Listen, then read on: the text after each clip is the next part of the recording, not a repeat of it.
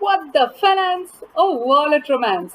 Welcome to the 21-day money challenge, an initiative to help and grow your money as much as you can. Use these tips, tricks, and tools in your personal finance as well as your business finance. Share your journey and remember, you're not alone. Show some love by smashing the thumbs up button so that it can reach more people and do comment on your progress. Are you ready? Let's get started for today. Hey folks, welcome back. We are on day 17 of the 21-day money challenge. I hope it's going great for you, and with few more days we shall rock it together. Are you with me here? Awesome. All right. So today what are we going to be discussing? Let's go back to Sid. Sid had some doubts, like, he was like, yeah, we did see yesterday how we need to be investing, to maximize your returns, but apart from that, the financial returns as well, he was wondering, and he was thinking how would be the best way to effectively manage his money, right? And this is what he had been mulling over. So today we are going to be discussing how to manage money more effectively, and what I have to offer for you are two things, right? So the first thing is this: when I say goddess Lakshmi, what comes to your mind?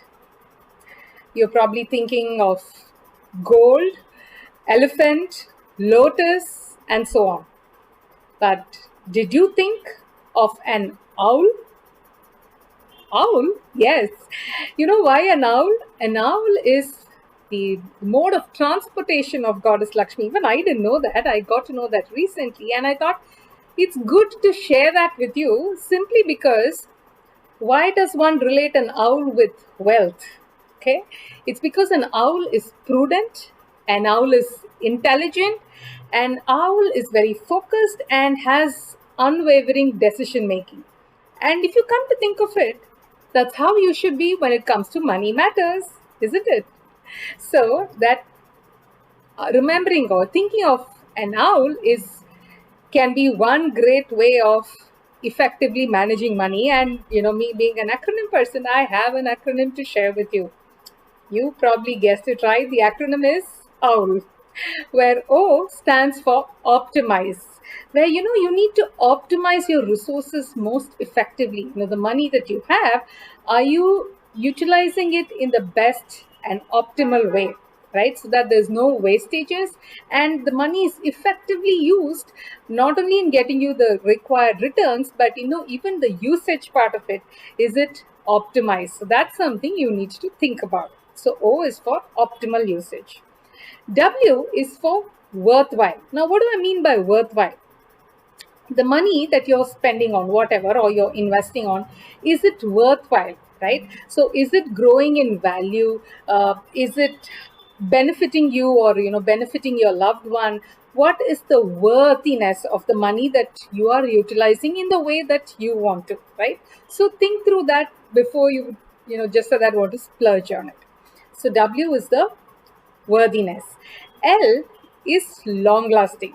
Now the benefit that you get by spending or investing the money, the effect has to be long lasting as well, right? It's not like you're blowing it up in a jiffy. So what is the effect, the long lasting effect, the long term effect of utilizing the money that you have? So these are three things that you need to check with yourself before you spend or invest your money. So be wise, be prudent like an owl. And let me repeat that for you. O is for optimize your usage, optimal usage of the money. W is the worthiness, and L is the long lasting, right?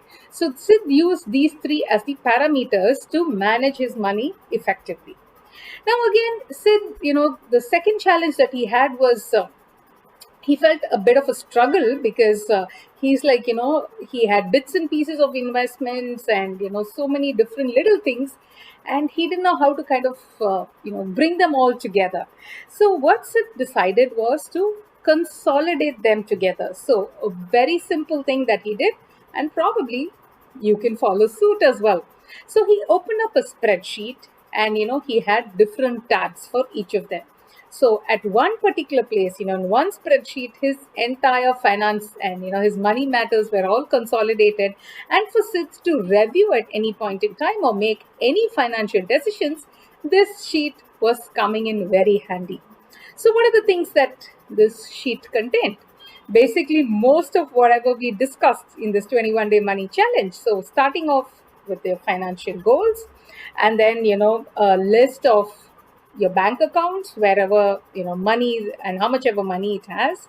And then you have your movable assets, your immovable assets. Your movable assets is probably like, gold, your jewelry and stuff like that.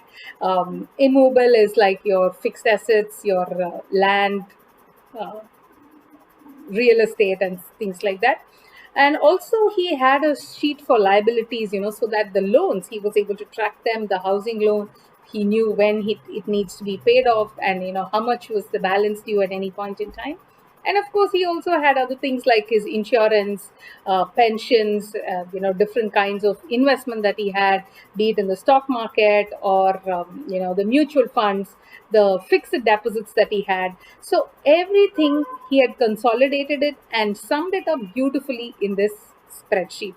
So one glance, he got to know his entire current financial position. And the beautiful thing about this was he would be updating it periodically, right? So that however the new investments would come in, supposing he sold off anything, that would go out, and the appreciation of the assets, every aspect of it he was taking into account, and he would consolidate it, and that would give him a complete picture of his money matters.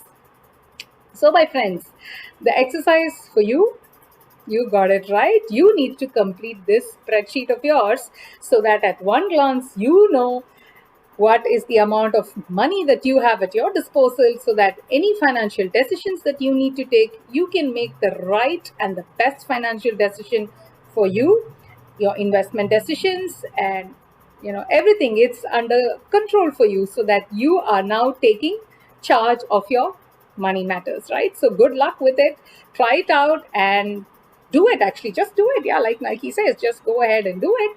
And I'd love to hear what you think about it, and any questions, feel free to reach out to me, right?